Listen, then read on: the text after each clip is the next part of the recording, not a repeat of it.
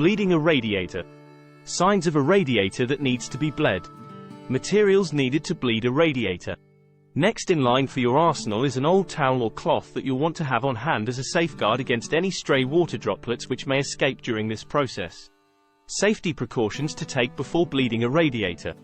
One must always be prepared for sudden bursts of hot water or steam that could lead to scalding if not handled with extreme caution.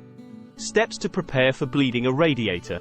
It is also imperative to position a cloth or towel beneath the radiator, as this will be instrumental in preventing any drops from falling onto your floor during the bleeding procedure.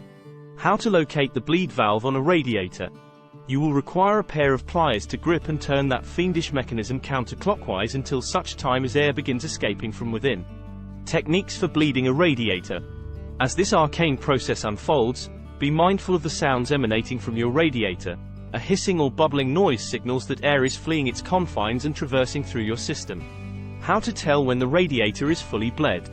Tips for preventing future issues with your radiator.